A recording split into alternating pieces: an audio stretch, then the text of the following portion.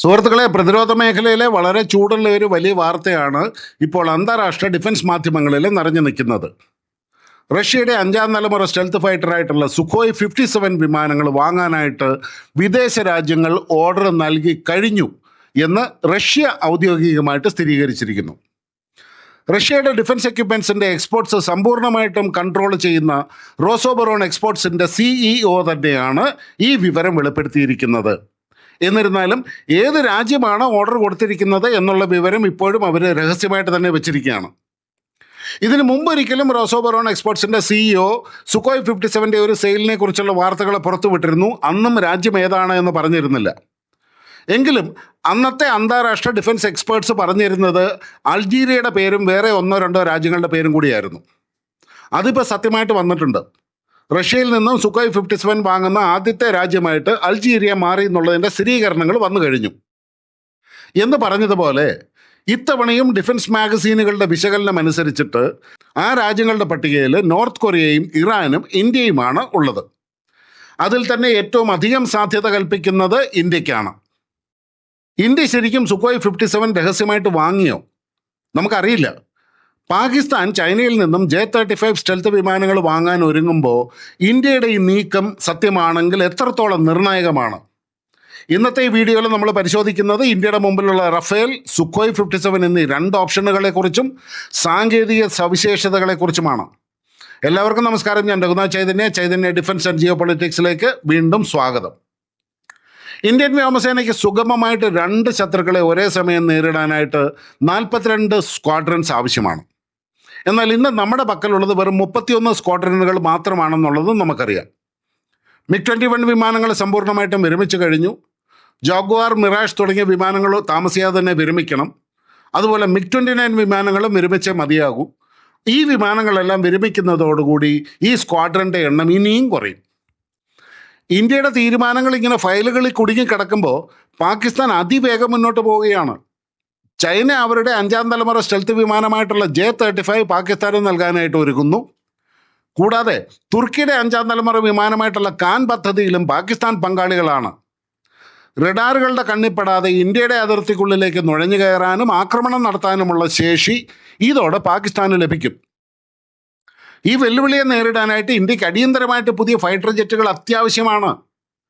114 യുദ്ധവിമാനങ്ങൾ വാങ്ങാനുള്ള ഇന്ത്യയുടെ MRFA പദ്ധതിയിൽ ഇന്ന് ഏറ്റവും മുൻപന്തിയിലുള്ളത് ഫ്രാൻസിൻ്റെ ഡെസോ റാഫേൽ വിമാനം തന്നെയാണ്. പക്ഷേ ഇത്തവണ കാര്യങ്ങളിൽ വലിയ മാറ്റങ്ങൾ വരുന്നുണ്ട്.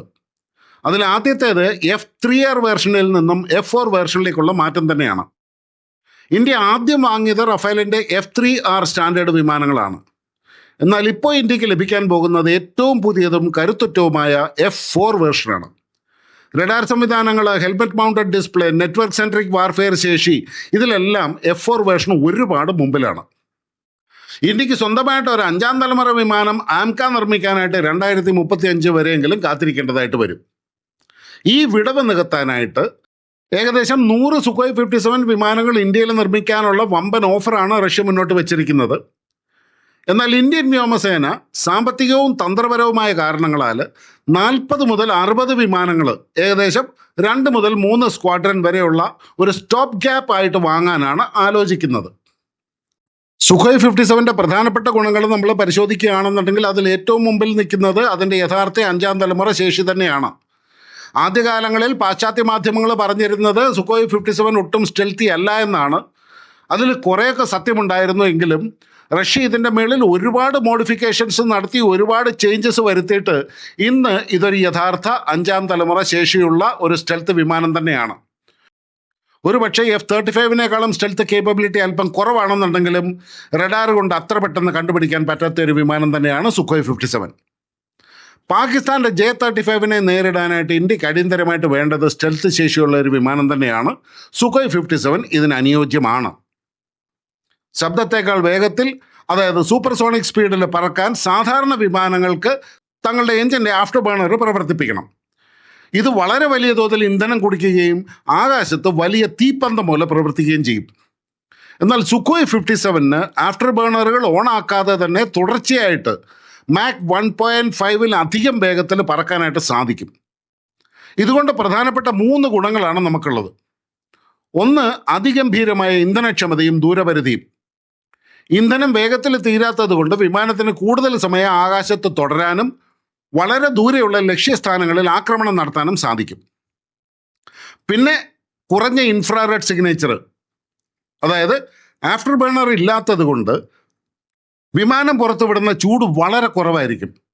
ശത്രുക്കളുടെ വിമാനങ്ങളിലുള്ള IRST, അതായത് ഇൻഫ്രാറെഡ് സെർച്ച് ആൻഡ് ട്രാക്ക് സെൻസറുകൾക്ക് സുഖോയ് 57 ഒരു F-35 കണ്ടുപിടിക്കുന്ന അത്ര എളുപ്പത്തിൽ കണ്ടുപിടിക്കാനായിട്ട് സാധിക്കില്ല.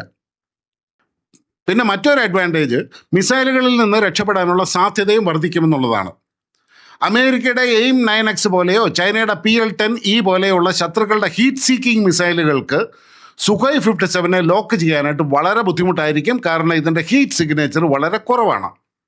അതുപോലെ തന്നെ സുഖോയ് 57 ഏകദേശം 10,000 കിലോഗ്രാം വെപ്പൺസ് വഹിക്കാനായിട്ട് സാധിക്കും. ഇതിൻ്റെ ലോങ് റേഞ്ച് ആക്രമണശേഷി കാരണം പാകിസ്ഥാന്റെ അതിർത്തി കടക്കാതെ തന്നെ അവരെ തകർക്കാനായിട്ട് ഇതിലെ ആയുധങ്ങൾക്ക് സാധിക്കും. അതിൽ പ്രധാനിയാണ് R-37M. ഇതിന് ഏകദേശം 400 കിലോമീറ്റർ വരെ ദൂരപരിധിയുണ്ട്. അതായത് പഞ്ചാബിലോ ഗുജറാത്തിലോ ഉള്ള ഇന്ത്യൻ അതിർത്തിയുടെ ഉള്ളിൽ പറന്നുകൊണ്ട് തന്നെ പാകിസ്ഥാന്റെ വ്യോമാതിർത്തിക്കുള്ളിലുള്ള അവരുടെ അത്യാധുനിക അവാക്സ് വിമാനങ്ങളെയോ ശത്രുക്കളുടെ ഫൈറ്റർ വിമാനങ്ങളെയോ വെടിവെച്ചിടാനായിട്ട് ഇന്ത്യക്ക് സാധിക്കും. അതുകൂടാതെ സുഖോയ് 57 മറ്റൊരു പ്രധാനപ്പെട്ട അഡ്വാൻറ്റേജ് ആണ്, അല്ലെങ്കിൽ ഒരു ഫീച്ചറാണ് 3D ത്രസ്റ്റ് വെക്ടറിംഗ്. വിമാനത്തിൻ്റെ എഞ്ചിൻ്റെ നോസിലുകൾ എല്ലാ ദിശകളിലേക്കും തിരിക്കാൻ കഴിയുന്ന സാങ്കേതിക വിദ്യയാണ് ഇത്. ഇത് സുഖോയ് 57 അതിശയകരമായ എക്സ്ട്രീം മന്യൂവറബിലിറ്റി പ്രൊവൈഡ് ചെയ്യും. ശത്രുവിൻ്റെ മിസൈലുകളെ പെട്ടെന്ന് വെട്ടിച്ചു മാറ്റാനായിട്ട് ഈ സംവിധാനം വിമാനത്തിനെ സഹായിക്കും.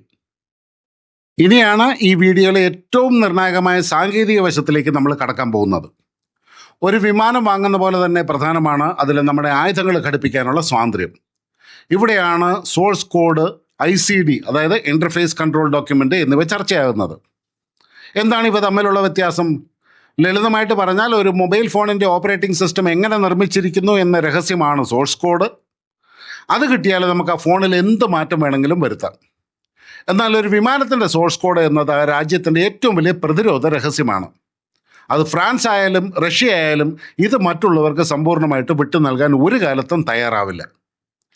നിലവിലെ റഫാലിൻ്റെ സാഹചര്യം നോക്കുകയാണെന്നുണ്ടെങ്കിൽ റഫാലിൻ്റെ സോഴ്സ് കോഡ് നൽകാനായിട്ട് ഫ്രാൻസ് വിസമ്മതിച്ചിട്ടുണ്ട്. എന്നാൽ ഇന്ത്യ ഇപ്പോൾ സമ്മർദ്ദം ചെലുത്തുന്നത് ICD കരാറിന് വേണ്ടിയിട്ടാണ്. അതായത് വിമാനത്തിൻ്റെ കമ്പ്യൂട്ടറും മിസൈലും തമ്മിൽ ആശയവിനിമയം നടത്താൻ ആവശ്യമായ പ്രോട്ടോകോൾ അല്ലെങ്കിൽ ഭാഷ എന്നാണ് ICD കൊണ്ട് അർത്ഥമാക്കുന്നത്. ഈ ICD ഇന്ത്യക്ക് ലഭിച്ചാൽ ഫ്രാൻസിൻ്റെ സഹായം ഇല്ലാതെ തന്നെ നമ്മുടെ അസ്ത്ര മിസൈലുകളോ ബ്രഹ്മോസ് NGO റഫാലിൽ ഘടിപ്പിക്കാനായിട്ട് നമുക്ക് സാധിക്കും. മുൻപ് മിറാഷ് വിമാനങ്ങളിൽ ഇസ്രായേലി മിസൈലുകൾ ഘടിപ്പിക്കാനായിട്ട് ഫ്രാൻസ് ഇത്തരത്തിൽ നമ്മളുമായിട്ട് സഹകരിച്ചിട്ടുണ്ടായിരുന്നു. ഇതേ മാതൃക റഫാലിലും കൊണ്ടുവരാനാണ് ഇന്ത്യയുടെ ശ്രമം. റഷ്യയുടെ കാര്യമെടുത്താൽ അവർ പണ്ട് മുതൽക്കേ ഈ വിഷയത്തിൽ വളരെ കർക്കശക്കാരാണ്. ഉദാഹരണത്തിന് നമ്മുടെ സുഖോയ് 30 MKI വിമാനങ്ങളിൽ ബ്രഹ്മോസ് മിസൈൽ ഘടിപ്പിക്കാൻ തന്നെ ഇന്ത്യക്ക് വർഷങ്ങൾ നീണ്ട പരിശ്രമം വേണ്ടി വന്നിട്ടുണ്ട്. റഷ്യൻ മിസൈലുകളെ മാത്രം ആശ്രയിക്കേണ്ടി വന്നാൽ യുദ്ധസമയത്ത് അത് നമ്മുടെ കൈകൾ കെട്ടിയിടുന്ന പോലെയാവും. കാരണം ഉപരോധങ്ങൾ മൂലമോ മറ്റോ റഷ്യയിൽ നിന്നും മിസൈലുകൾ എത്താൻ വൈകിയാൽ നമ്മുടെ വിമാനങ്ങൾ വെറും കാഴ്ച വസ്തുക്കളായിട്ട് മാറും. എന്നിരുന്നാലും ഇത്തവണ റഷ്യയുടെ ഓഫറിൽ കാതലായ മാറ്റങ്ങൾ വന്നിട്ടുണ്ട്. കുറേയൊക്കെ സോഴ്സ് കോഡും ICDയും തരാമെന്ന് അവർ പറഞ്ഞിട്ടുണ്ട്. ഏതായാലും കരാർ ഒപ്പിടുന്ന സ്റ്റേജിൽ ഇതിനെക്കുറിച്ചുള്ള സ്ഥിരീകരണം നമുക്ക് ലഭിക്കുകയുള്ളൂ. ചുരുക്കത്തിൽ സോഴ്സ് കോഡ് ലഭിച്ചില്ലെങ്കിലും വിപുലമായ ICD അവകാശങ്ങൾ ഉറപ്പാക്കുക എന്നതാണ് റഫാൽ കരാറിലും സുഖോയ് ചർച്ചകളിലും ഇന്ത്യയുടെ പ്രധാന ലക്ഷ്യം. ഇന്ത്യയുടെ ഇപ്പോഴത്തെ ആവശ്യം രണ്ടാണെന്ന് നമ്മൾ കണ്ടു. ഒന്ന്, കുറഞ്ഞുകൊണ്ടിരിക്കുന്ന വിമാനങ്ങളുടെ എണ്ണം കൂട്ടണം. രണ്ട്, പാകിസ്ഥാൻ്റെ സ്റ്റെൽത്ത് ഭീഷണിയെ നമ്മൾ നേരിടണം. ഈ സാഹചര്യത്തിൽ ഇന്ത്യ സ്വീകരിക്കാൻ സാധ്യതയുള്ള ഏറ്റവും മികച്ച ഓപ്ഷൻ റഫാൽ പ്ലസ് സുഖോയ് 57 എന്ന ഹൈബ്രിഡ് സ്ട്രാറ്റജി ആയിരിക്കും. 114 വിമാനങ്ങളുടെ MRFA കരാർ റഫാലിന് തന്നെ നൽകിയേക്കാം. ഇവ മെയ്ക്ക് ഇൻ ഇന്ത്യ വഴി നാട്ടിൽ തന്നെ നിർമ്മിക്കും. ഇത് സേനയുടെ എണ്ണം കൂട്ടാനും നിലവിലുള്ള റഫാൽ മിറാഷ് വിമാനങ്ങളുടെ സപ്പോർട്ട് സിസ്റ്റവുമായിട്ട് എളുപ്പത്തിൽ ചേർന്ന് പോകാനും സഹായിക്കും. ഏത് കാലാവസ്ഥയിലും ഏത് റോളിലും ഉപയോഗിക്കാവുന്ന മൾട്ടി റോൾ പോരാളിയാണ് റഫേൽ. സിൽവർ ബുള്ളറ്റായിട്ട് സുഖോയ് 57. പാകിസ്ഥാൻ ചൈനയിൽ നിന്നും J-35 കൊണ്ടുവരുമ്പോൾ അവരെ നേരിടാനായിട്ട് റഫേൽ മാത്രം പോരാതെ വരും. അതുകൊണ്ട് ഇന്ത്യയുടെ ആംക തയ്യാറാകുന്നത് വരെ റഷ്യയിൽ നിന്നും 40 മുതൽ 60 വരെ സുഖോയ് 57 വിമാനങ്ങൾ നേരിട്ട് വാങ്ങുക. ഇത് വ്യോമസേനയ്ക്ക് ഒരു സിൽവർ ബുള്ളറ്റ്, അതായത് ഏറ്റവും നിർണായക ഘട്ടത്തിൽ ഉപയോഗിക്കാനുള്ള പ്രത്യേക ആയുധമായിട്ട് പ്രവർത്തിക്കും. ഒരേ സമയം ഫ്രഞ്ച് വിമാനങ്ങൾക്കും റഷ്യൻ വിമാനങ്ങൾക്കുമായിട്ട് 2 വ്യത്യസ്ത സ്പെയർ പാർട്സ് ശൃംഖലകളും മെയിൻ്റനൻസ് ലൈനുകളും നിലനിർത്തുക എന്നുള്ളത് വ്യോമസേനയ്ക്ക് വലിയ സാമ്പത്തിക ബാധ്യതയുണ്ടാക്കും. എന്നാലും രാജ്യസുരക്ഷ വെച്ച് നോക്കുമ്പോൾ ഇതൊരു അനിവാര്യമായ ചിലവാണ്. ചുരുക്കത്തിൽ ഇന്ത്യക്ക് ഇനി സമയമില്ല. തീരുമാനങ്ങൾ അനന്തമായിട്ട് നീണ്ടുപോകുന്നത് പാകിസ്ഥാനും ചൈനയ്ക്കും മാത്രമാണ് ഗുണം ചെയ്യുന്നത്. റഫേലിൻ്റെ ആധുനിക F4 വേർഷൻ ഇന്ത്യയുടെ വ്യോമകരത്തിൻ്റെ നട്ടലായിട്ട് മാറണം. അതോടൊപ്പം റഷ്യയുമായിട്ട് കൃത്യമായ ധാരണയുണ്ടാക്കി ICDകളും സോഴ്സ് കോഡും ഉറപ്പുവരുത്തിക്കൊണ്ട് പരിമിതമായ എണ്ണം സുഖോയ് 57 വിമാനങ്ങൾ സ്വന്തമാക്കുന്നതും ഇന്ത്യയുടെ വ്യോമ പ്രതിരോധത്തെ അജയ്യമാക്കും. കൂടാതെ നമ്മുടെ സ്വന്തം 5ാം തലമുറ വിമാനമായ ആംകയുടെ നിർമ്മാണം ഒരു യുദ്ധകാലാടിസ്ഥാനത്തിൽ പൂർത്തിയാക്കാനായിട്ട് സർക്കാരും DRDOയും തയ്യാറാകണം. അന്യൻ്റെ ആയുധങ്ങൾ ഒരിക്കലും ശാശ്വതമായ സുരക്ഷ നൽകില്ല. പ്രതിരോധ മേഖലയിലെ ഇത്തരം അനലിറ്റിക്കൽ വീഡിയോകൾക്കായിട്ട് ഈ ചാനൽ ഇപ്പം തന്നെ ഒന്ന് സബ്സ്ക്രൈബ് ചെയ്യുക. വീണ്ടും കാണാം. എല്ലാവർക്കും നന്ദി, നമസ്കാരം, ജയ് ഹിന്ദ്, ഭാരത് മാതാ കി ജയ്.